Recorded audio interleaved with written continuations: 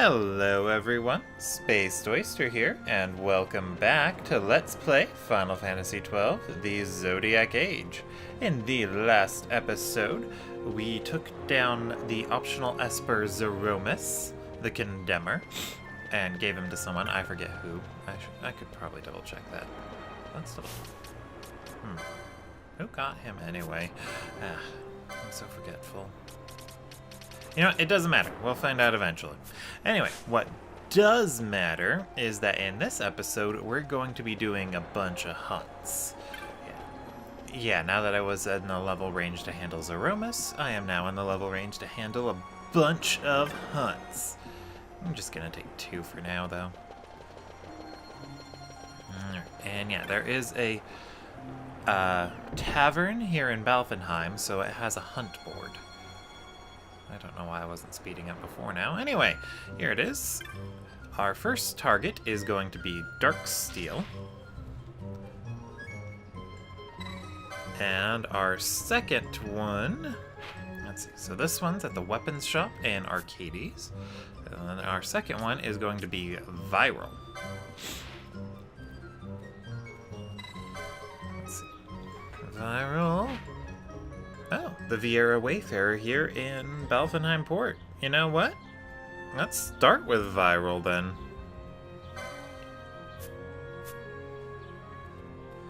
Let's see, so there should be a Viera Wayfarer. I really like the... Oh, there she is. Let's see. I was attacked on the Sarobi Steppe. My belongings forfeit. I would have them returned. The creature was a Viral. Will you slay it? I am going to know there is strength and honor even among... I am glad to know there is strength and honor even among humans. I will lend my arm in the hunt of the Viral. I shall await you on the Sarobi Steppe. I do not think the creature has left. Woo! Anyway, I was gonna say, I like a lot of the generic designs of NPCs here in Balfenheim. The pirate-looking dudes with the bandanas and all that. I think they look rather neat and attractive.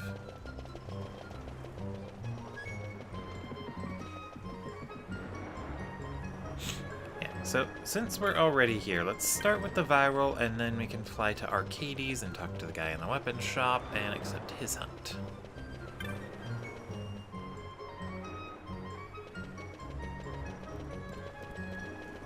And then after that, we get to hunt down the Darksteel, which looked like another giant turtle. Anyway, this one is in the Northward, where I thought Cleanse was. But Cleanse isn't actually there. Let's see. Unrelated, I've actually been playing a little bit of, well, a little bit too much of Fate Grand Order. And it's pretty interesting, I suppose. Like, I generally do like it, but it's really tough for me to consistently recommend it because of, well, just how shitty it is. Well, shitty it is to try and roll for the characters I want. They're extremely tough to get, and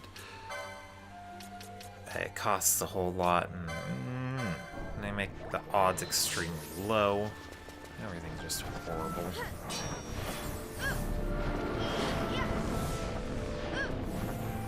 I hope Fran can actually hit him. I know the odds are low, but I was hoping she'd do it anyway.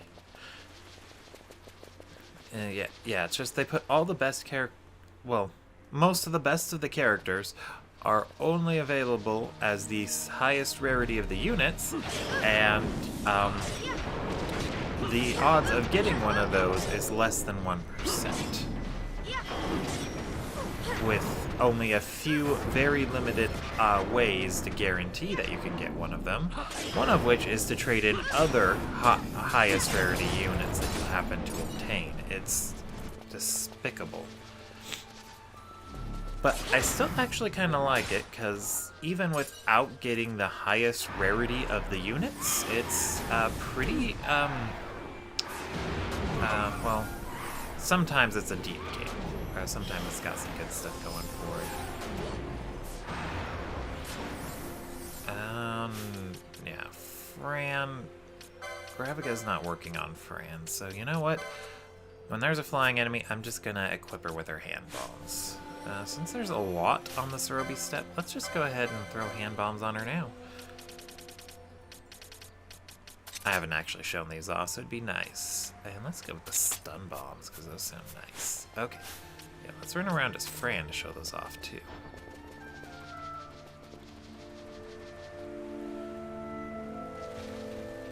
That's almost there.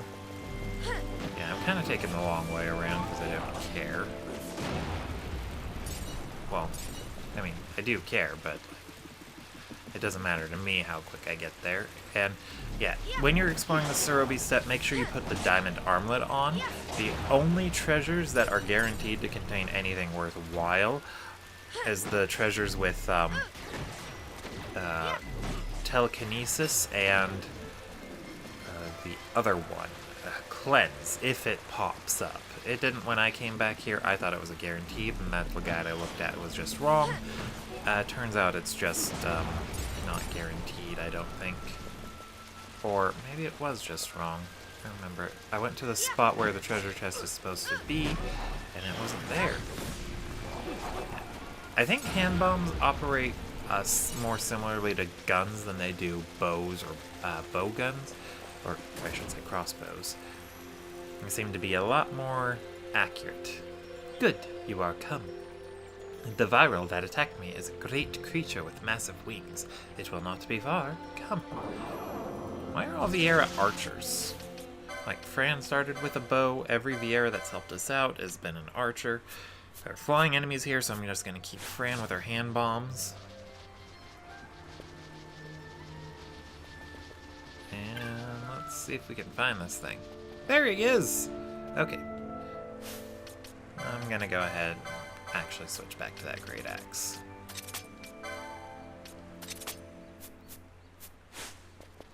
Yeah, the viral, he doesn't really have too much up his sleeve. There's Sonic Fangs, which has the potential to be a one-hit KO. He's obviously weak to wind, so if you've got the, got that one dagger that I forgot the name of, I found it when I was re-recording an episode that I had accidentally messed up. Okay. He's immune to magic now, so let's go ahead and give Ash the sweep and turn off Eroga and change this to attack for now. I do not have enough gambits to do everything.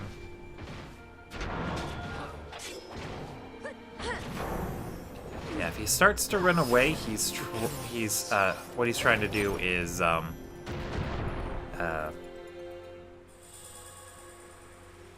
what's the word I'm looking for? He's trying to use the ability Restore. Don't let him get away from you. We are victorious. I would reward you for your courage. Visit me at the White Cap in Balfenheim. I shall wait for you there. Alright. Time to switch Ash back to her Cloud Staff. And with that Viera lady there, if you have someone set up to cast buffs, more specifically Bubble, make sure you turn it off while she's there. Oh, I had an extra gambit I could have used. I'm so observant. Anyway. Yeah, because that lady would be immune to Bubble, but of course you'd be forced to rely on it. Your characters would be too stupid to realize that and would keep trying to use it anyway. Just me, or did it get hotter in the game? I think it's just me. Anyway.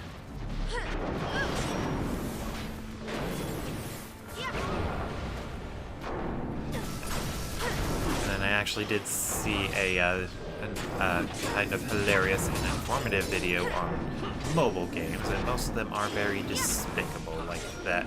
There's a new one called Harry Potter Hogwarts Mystery, and that's just a waiting simulator that's trying to charge you money.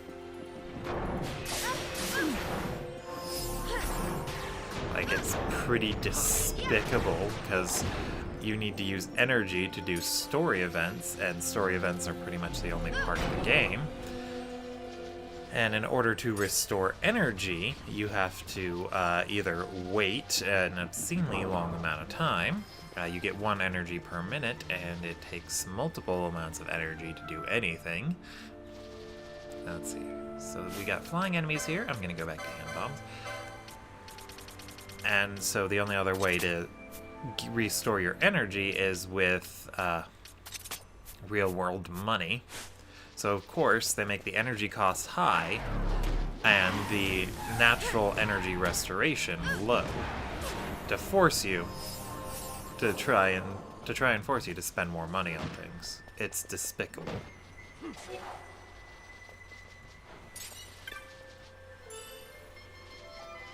Fate Grand Order does fall into that trap a little bit too.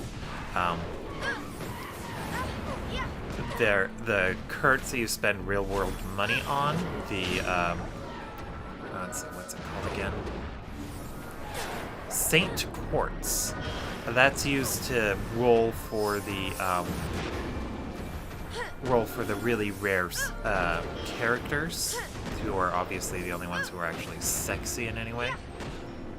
And the only way to get that and a good amount of that in a reasonable amount of time is to just spend money.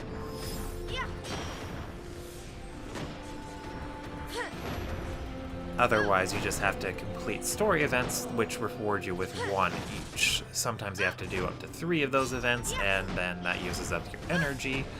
And when you run out of energy, you can either just wait for it to come back, or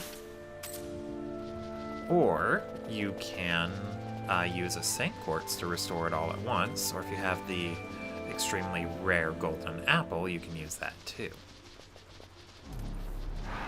So it's despicable in that way, but at least the game is playable if you don't spend money on Saint Quartz at all and don't go out of your way to get the rarer characters.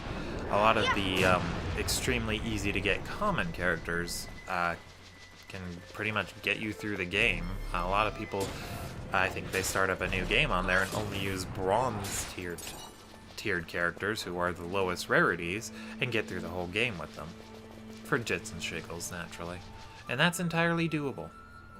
I think. I don't know. I haven't gotten too far at it, and I'm terrible.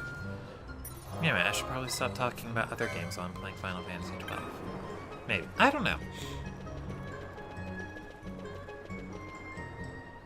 Oh, and I'm getting a little more nervous, more than excited, for my next Let's Play, Spec Ops. I was doing some practice, another practice playthrough. I was trying to make sure to figure out where I can fit in commentary, and it's tough to commentate on that game. Very story heavy, lots of dialogue. So it's tough to fit in exactly where I want to say what. I'm gonna need to practice that a bit more. Still looking forward to it, though. Thank you. I could not have recovered my belongings without your help. I was fortunate to find such worthy aid. You have my gratitude. Ooh, Aegis Shield. The world is a wonderful place, filled with ideas as diverse as its people. Such individuality was not to be found in my home. Now, if you will return my belongings. What's this? There's something in the bottom of my haversack. It looks like a scale shed by the creature. You slew it. I think it only right that you should take the scale. Ooh, a dragon scale. Neat. That's probably for a side quest. I don't quite remember. Yeah. Oh, yeah. I'll just have to practice that one a bit more. Final Fantasy XII is a bit easier because the times where I'm not able to talk are very obviously gated, and you won't miss much if I'm talking over, say, this section right here. But in a very story-heavy game like Spec Ops, they put in a lot of exposition and character-building moments in gameplay sections. So it's tough to know exactly when and where to talk. I'm going to have to practice that a lot more. Alright, anyway, next we're going to head to Arcades. Weird that we can now fly to Arcades without having to worry about Imperial patrols. I guess that's something they don't care about anymore. I guess the Imperials don't care if a ship known to be owned by the person who is escorting around the wanted Princess Ashe. I guess they don't care if that ship lands in their aerodome. Anymore. Obviously, anymore.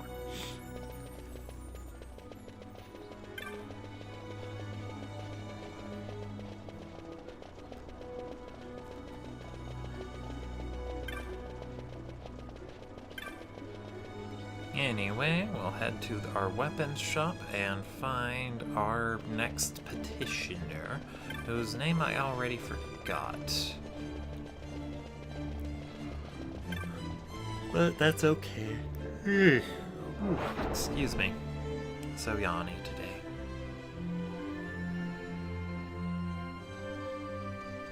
Let's see. Is it this guy? I'm heading back home to Alfenheim, but not by airship. Can't bear the things. Plan on taking the road through Sochin. Came here to get outfitted for the journey, but I got to thinking, what if I run across some beastie I can't handle along the way? One in particular has me worried. A dark steel. A truly hideous thing. So long as I don't have to face one of them, I can manage. Would you care to take care of it for me? Yeah, sure. Thank you, friend. If you can just take care of that dark steel down in Sochin, I can make it back home to Balfenheim on my own.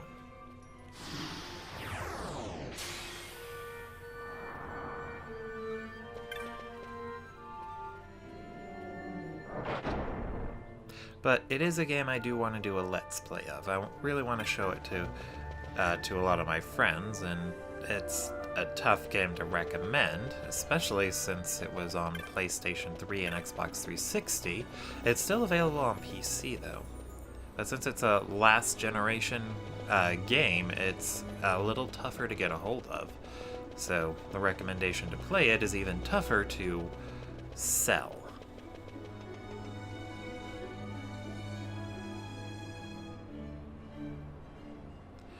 That and the story twists that make it interesting don't happen until you get a little ways into it.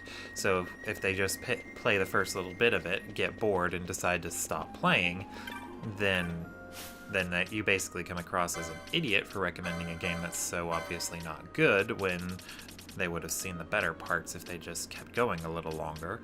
But it's tough to say, oh, you should have just kept playing a little longer, because you sound pretentious when you do that.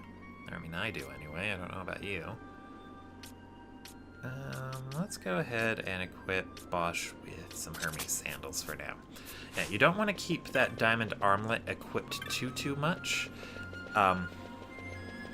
because most of the chests it affects don't show up until late in the game, and while average chests usually don't contain too much besides gil or maybe potions, gil and maybe potions are better than getting gil and maybe dark matter. Not dark matter, knots of rusts, because that's what it changes the average chest to. Gil or a knot of rust. And I've also been noticing enemies were dropping money amounts. I think that's the effect of the cat ear hood I put on Fran here. Excuse me.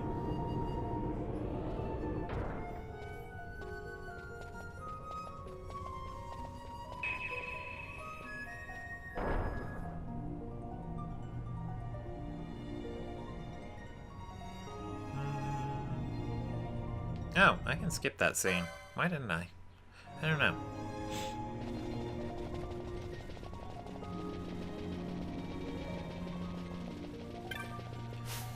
But it hasn't all been just preparing for next Let's Plays. I've been thinking about what to do as I approach the finale for Final Fantasy XII. I definitely... Oh, there's the Darksteel. I want to make sure that the characters I bring into the finale are those with the most story significance.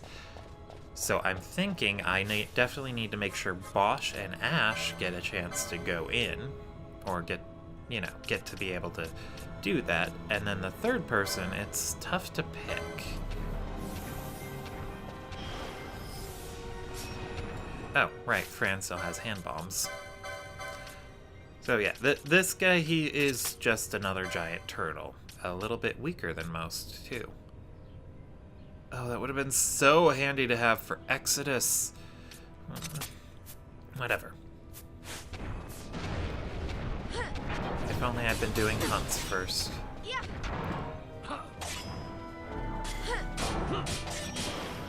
But it doesn't really matter.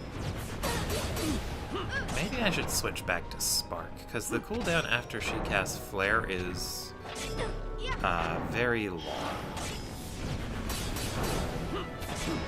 You know, despite the fact that Flare's... Yeah, you know what? We're gonna go ahead and change that back to using Shock.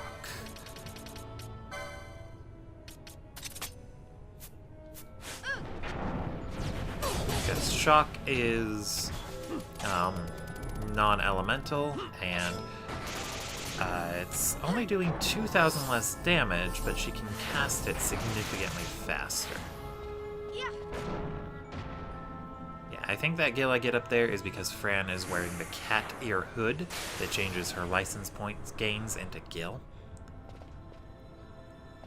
Since she's capped on her license points anyway, I didn't see a point for her to keep gaining them.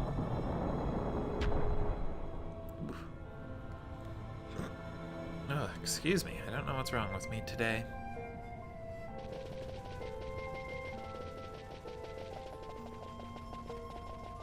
Oh, anyway, let's go back up to the armory shop, and this time I will remember to skip the cutscenes instead of staring off into space. But as for the third person I'm thinking of taking into the final encounters alongside Ash and Bosch, I'm not too sure. I'm thinking either it should be between either Vaughn or Balthier, since both of them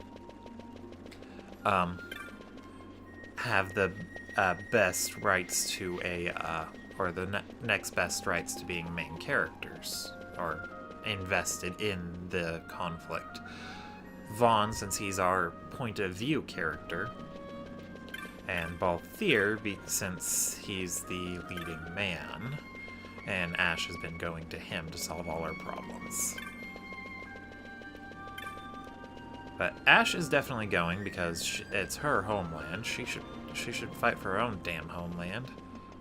And Bosch is going because we get some story closure for him, so he should be active there. That, and he's the white mage. Let's see, weapons shop is... Go through here, and then down there.